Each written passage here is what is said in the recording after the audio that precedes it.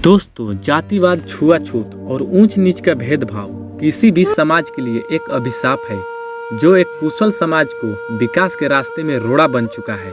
दोस्तों, इतिहास कहता है कि वैदिक युग के समाप्ति के बाद हमारे अपने देश के समाज में जातिवाद का जहर तीव्र पैमाने पर फैला जो एक कुशल समाज के विनाश का कारण बना।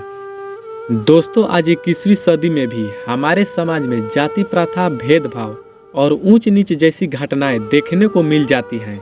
दोस्तों, इसका जीता जागता उदाहरण है आज का भोजपुरी सॉन्ग, जिसमें जातियों के नाम पर अश्लीलता फैलाई जा रही है।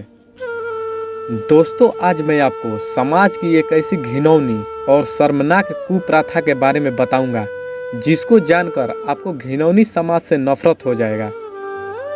केरल का ब्रेस्ट टैक्स एक घिनौनी कुप्रथा की दर्दनाक कहानी है। दोस्तों, यह घटना 100 से 150 साल पुरानी 19वीं सदी की है, जब केरला के बड़े भाग में फैला त्रावणकोर में राजा का शासन था। दोस्तों, उस समय जातिवाद की जड़ें बहुत गहरी थी और उसी समय त्रावणकोर के राजा ने अपने राज्य में एक घिनौना कानून लागू किया, जिसमें निचली जाति की महिलाओं को कमर से ऊपर बदन को कपड़े से ढकने का अधिकार नहीं था। उन औरतों का अपना स्तन खुला ही रखना पड़ता था। त्रावणकोर में छोटी जाति की महिलाओं को पूरे दिन, गर्मी हो या सर्दी, उन्हें अपनी चेस्ट को खुला रखने के लिए कठोर कानून लागू था और इन छोटी जाति की औरतों को चेस्ट को खुला करके ही कहीं भी जाने की अनुमति थी। यदि ये महिलाएं अपना स्तन ढकती तो इन्हें एक टैक्स देना पड़ता था, जिसे ब्रेस्ट टैक्स यानी मूलाकर्म कहा जाता है।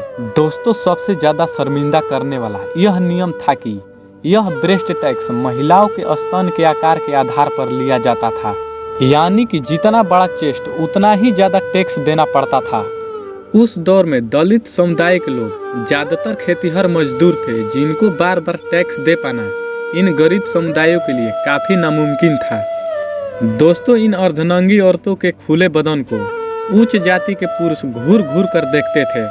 इसी बीच एड़वा जाति की एक महिला नंगोली ने इसके बारे में बहुत सोचा और इस घिनौने टैक्स के विरोध में अगले दिन से टैक्स दिए बगैर अपने स्तन को ढकने लगी। जब टैक्स मांगने आए अधिकारियों ने नंगोली की इस फैसले को नहीं माना तो नंगोली ने अपने दोनों स्तन खुद काटकर उनके सामने रख दी।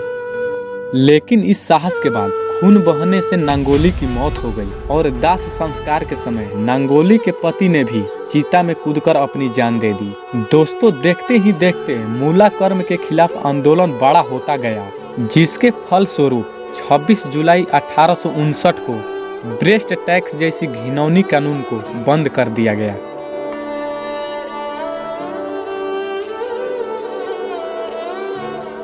दोस्तों, आज मैं आपसे चैनल सब्सक्राइब करने को नहीं बोलूँगा, लेकिन मैं आपसे एक बात जरूर बोलूँगा। दोस्तों, अगर आप भी जाति प्रथा और ऊंच नीच भेदभाव के खिलाफ हैं तो दोस्तों इस वीडियो को आगे की तरफ फैला दें। दोस्तों, हर किसी के पास यह वीडियो होना चाहिए।